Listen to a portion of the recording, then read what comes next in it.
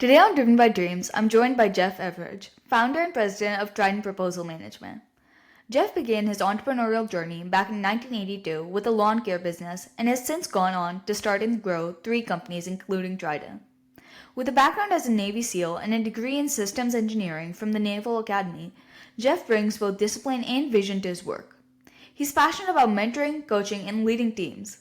Let's dive in. Hi, Jeff. It's great to connect with you today. Hi, Anishka. Could you share a bit about yourself? Yeah, sure. My name is Jeff Everage. I own a company that I started called Trident Proposal Management. I'm also a founder of another company called Coveroos, an outdoor furniture cover company, and live here in Encinitas, California. Nice. So you're also a former Navy SEAL, right? Yeah, I am. So what Yeah. inspired your transition from military service to founding Trident Proposal Management? Oh, yeah. That was a long period of time. It was 1999 or early 2000 before 9/11 happened, and I was deciding between starting a career as a civilian, getting out of the Navy, or staying in the Navy. And I was very much attracted to the idea of consulting. I don't think I even knew what consulting meant, but my wife at the time was a consultant as well, doing IT work, and I thought I'd give it a try. So I went into the reserves and I got a job from a company called Booz Allen Hamilton. And so I was a consultant for Booz Allen for a year. Then I went to a company called PricewaterhouseCoopers for 5 years. And then I was recalled to active duty. And in the middle of all that, I took a course called the Business Professionals course, and it inspired me to start a company. And I started a company in right around when the Enron, before you were born. The company called Enron had a massive failure, and Congress put together a law called Sarbanes-Oxley, which requires public companies and I think certain private companies to create audited financials, and for those financials to be signed and certified by people in the company. And all of a sudden, it went from like and to have, and actually most importantly, to have certain controls in place to make sure the financials were correct. And that created a whole industry in which a buddy of mine and I started a company from. And we were perfectly positioned. So I'd had this class, really got a lot from it, knew that I wanted to start a company. This big law happened. And then all of a sudden, a buddy of mine were perfectly positioned to do the work that the law required. So we started a company called Controls Integrity. And for a couple of years, just did really great with lots of clients here in Southern California. Uh, and that was basically my transition to founding and starting a company, which isn't the company that I'm running now. Uh, So when did you start Trident Proposal?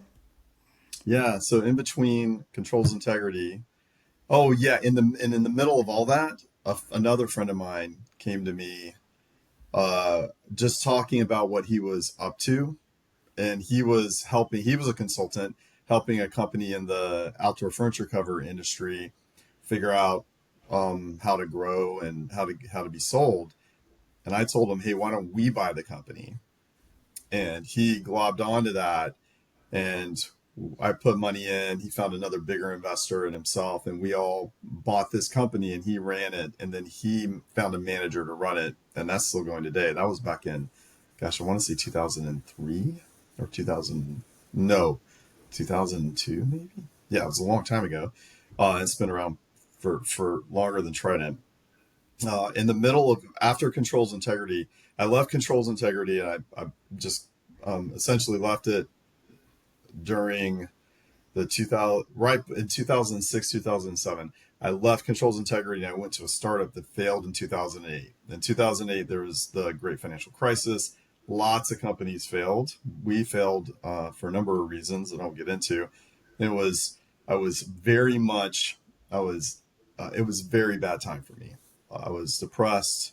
I was nearly broke because this failure was a huge failure. Uh, and I put a lot of money and time into it.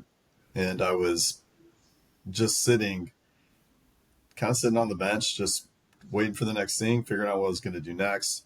In 2008, there weren't a ton of jobs for me to just grab either, and I hadn't started really looking for jobs yet. And so what I did was I just kind of called friends to see what they were up to. And one buddy called me back, and he was the guy that I worked for at Booz Allen back when I first got out of the Navy, and he was now a partner at the San Diego Booz Allen office. So partner back then equals like an executive, a vice president now. And so he was in charge of the entire San Diego office. He had like 1,000 people under him, something like that. Maybe it was like 880, 900. And he wanted me to come in and help with proposals. And so when I say proposals, people don't tend to know what that means. But when the government issues a request for proposal, they want to let a contract to someone to do something. And so Booz Allen is a big government contractor in San Diego, one of the biggest. And they do a ton of work for the Navy and other parts of the government as well, but mainly for the Navy, mainly for something called NAVWAR, which is the Naval Information Warfare. No, NIWC is Naval Information Warfare Center. NAVWAR is the Navy's system command for building systems, mainly for ships and for satellites. And so the the idea was for me to come in and help people under him work on writing proposals and submitting proposals. And for me, it was just a transitional job that I knew how to do, not well, but I could do. And for him, it was I want an outsider looking at our process, an outsider looking at our proposals, because Booz Allen had lost a few recently, not him, but other parts of Booz Allen had lost a few high profile ones. And he just wanted an outsider to kind of check to see how we were doing. Uh, about 6 months into it, I decided I had to make a decision. Was I going to keep doing this, or was I going to go find something else to do? Because funny enough, I didn't all that much like what I was doing. Turned out I was pretty good at what I was doing, but I didn't enjoy it. The people that Chris made, like that, he literally made them use me. They didn't want me as a part of it. They even told me so. They're like, "Hey, Chris is making us have you do things. I We don't want you part of it, but whatever, we have to do it, so we're going to make the best of it."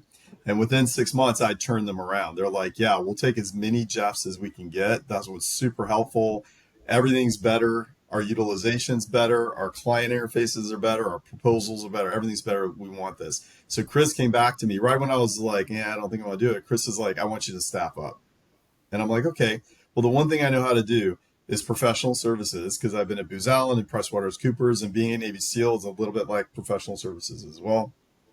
And I know how to train people in what we do. I think I can make a run at this. I've done the same exact thing with controls integrity for accounting controls.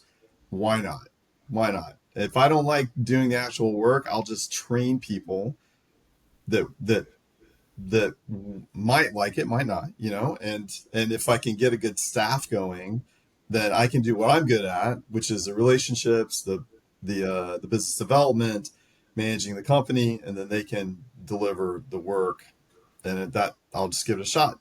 And that was 14 years ago, I guess. So it was quite a while ago, but yeah, Wow, sounds like an amazing journey. nah, it was bumpy for sure. Well, what challenges did you face when establishing Trident and how did you overcome them? Hmm. Hmm. Yeah. Uh, There's three things that come to mind. The first one is I made a hire that wasn't a good fit, and there's a lot of things about her that I loved, but ultimately she wasn't a good fit for the company. And I'd actually never let anyone go before, and but she was a great person. She was a veteran, and I was a veteran. She was a single mom, two kids, and I I just couldn't bring myself to do it. And so it took me 6 months before I was like, "Hey, this just isn't a good fit," and I let her go, and I cried, and she said yes, she understood, and then a couple weeks later, she literally found her dream job. She texted me. She's like, "Jeff, I found my dream job.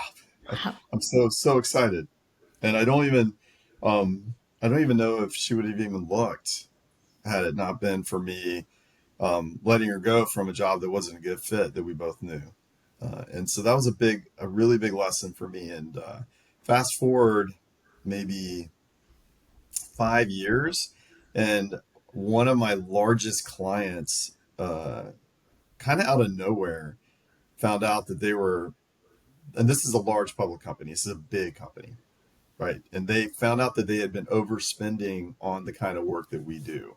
And not just on us, not just on Trident, but literally on because they're all over the country, all over the world. They've been overspending on companies like us, and they've been overspending in their own internal team, and they decided to do big cuts in that spending, and that meant that I had to then fast forward. Then I had to let go I had to do not a reduction in force. It's called a riff, and I had to do a riff of I don't know like 7 people, and I couldn't wait. There was no like this was not the situation before where I could keep this person on staff. She just wasn't a good fit. It wasn't working, but I could still afford to pay her. This was I have to reduce my team right now. And I learned a couple of uh, uh, the lesson of when good people are let go, they find good jobs. So when when I literally just ripped off the band-aid, I called them all. I gave them their 2 week notice or severance actually. And I said, "Hey, we'll do whatever we can to help you find new jobs." And I cried. They said they understood. They didn't cry. I cried. They didn't cry. Every single time, I'm like crying. And and every single one of them found an amazing job within a few weeks. So again, big lesson. To the lesson there was act quickly when you have to. I could have easily ran the company out of money if I hadn't done something fast. And most importantly, good people find jobs. And you know, and I don't have to I don't have to worry about that part, right? And also, I can be a big part of helping them find jobs. So I went into my LinkedIn network, into my network, and I was sending resumes out, and I was actively helping people. Anything, and I was a reference, so you can be a big part of that as well. Um, so that was a second challenge, and then I had at the same time, I had a little bit of I had people that were helping me manage the company as well, and there was definitely a struggle on how we would move forward with the company, and one of the two uh, people that were helping manage the team left, and that was tough. Um, but yeah, those are the two that really stick out as times that were that were rough that we had to deal with, like big change and letting people go and big challenges. And then finally, I don't. I guess the third challenge is more recent, maybe 4 or 5 years ago. Or 6 years ago, I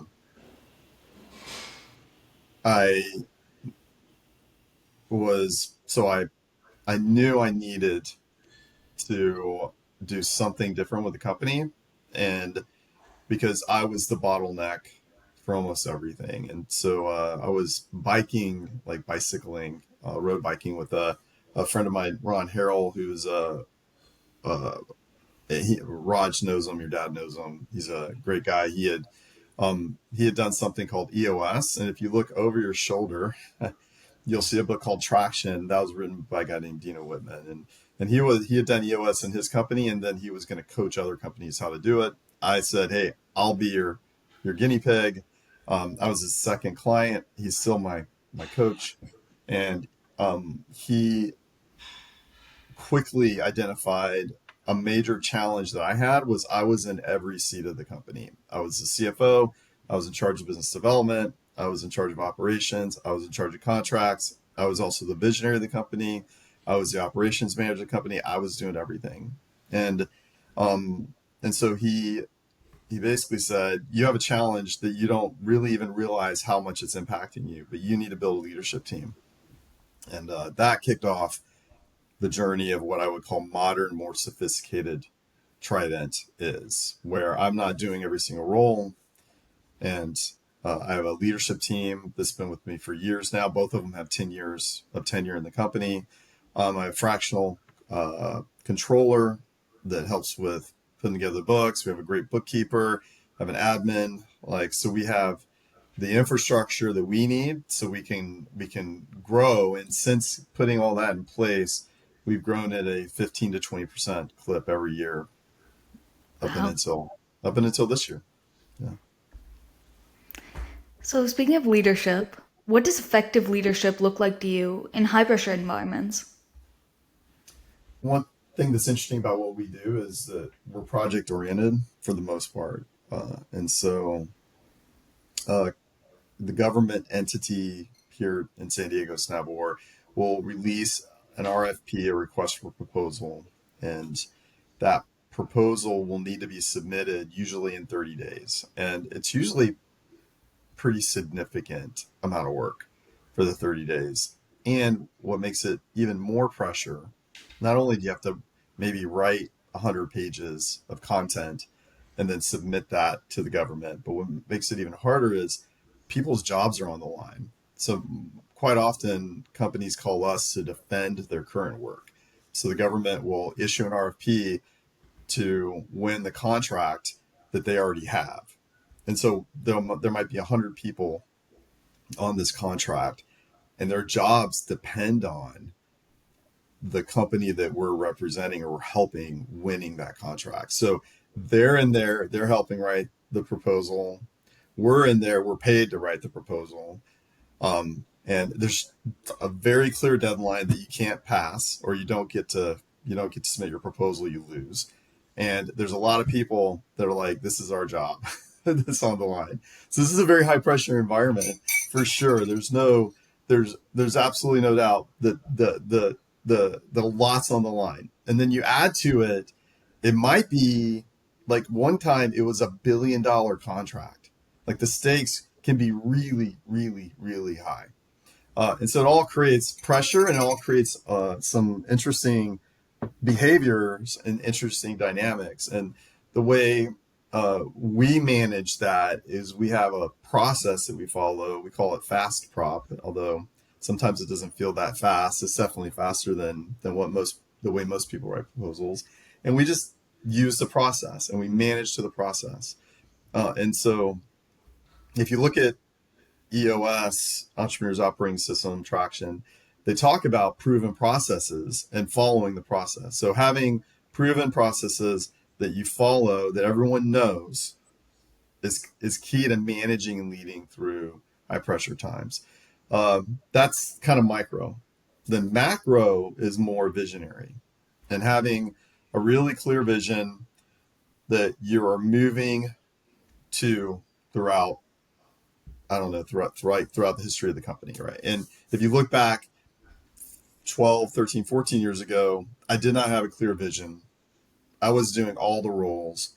And when we had a lot going on, I just worked a lot more hours. And it was the only solution was me working more. But once we put EOS in place, we have this thing called the Vision Traction Organizer. And so my vision for the company gets traction through 90-day goals and just always working to get things done. And so the way you can deal with the way that happens is you spend time working on the company, which is putting the right people in the right seats, making sure you're communicating the vision to everyone, having good rocks or quarterly goals, those sorts of things are working on the company. And you have a good team working in the company. And so that relieves some of that leadership pressure when maybe you have a lot of work, and for us, when we have a lot of proposals happening at the same time. Um, yeah, yeah. Other than that, all the fundamentals of leadership come into play always, right? Clear communication, holding high standards, that kind of thing. Well, thank you for sharing that. Sure. I think this is a good place to start wrapping it up. So, one last question. What Okay. advice would you give to young aspiring entrepreneurs looking to make a meaningful impact? Hmm. Hmm.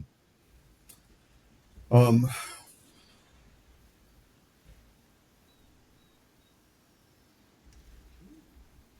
so one thing that I think is really important for young entrepreneurs is the idea of building your own skills. And that's, if you think about you as because Anishka, what grade are you in? I'm in ninth. Ninth grade. Yeah, so you're Mhm. starting high school, or you're about to finish your first year of high Finished school. ninth And grade, yeah. yeah, and so what I would say is, one thing is go for it. Uh, Two is use a lot of mentors, get a lot of support, and make sure that the support is aligned correctly to what you need. So in other words, don't go get manufacturing advice from a CPA or a lawyer, you know, or make sure you're getting advice from people that know what they're talking about, because a lot of people will tell you, yeah, go for it, and they don't know what they're talking about. And a lot of people will say, no, don't do that, and they won't know what they're talking about. So you want to make sure you align the mentors and the coaches and the advice you get to people that know what they're talking about. That's probably, it's not trivial and not something that's really thought through well. But the most important thing is just know that entrepreneurship is about having an idea that you bring to life that takes care of other people's concerns. Like, it does something that other people want to pay for. That's a really critical piece. And that you're going to encounter over and over and over again new things that you have to do, and you have to figure it out. And everything is generally figure outable, but in that process, you're going to build skills. And so as a young entrepreneur, I'm thinking, under 25, you really want to be thinking this balance of, I'm going to be building leadership and management and organizational, operational, and very specific technical skills, along with bringing some product or service to life and getting paid for that. And so I just think of it from a skill building perspective and a mentoring and a coaching perspective. That's gonna that I believe that that'll really help organize and frame the challenges that hit you. So then, just quickly think about it. Something happens, good or bad, and now you have to do something. What you have to do generally is go figure out what you need to do, which is research, YouTube plus mentors and coaches and friends and help, right? And on the other side is, now I have to build a skill to deal with it, instead of it being, oh no, I'm stuck, right? Oh no, it's a challenge. Let's go. This is why I'm here. This is why I want to be an entrepreneur. Who do I need to talk to? What do I need to learn? And what skills do I need to build? And whose help do I need? Yeah. Thank you so much, Jeff. I Yeah. really enjoyed our conversation and I loved hearing about your journey. So, thank you. No, you're welcome.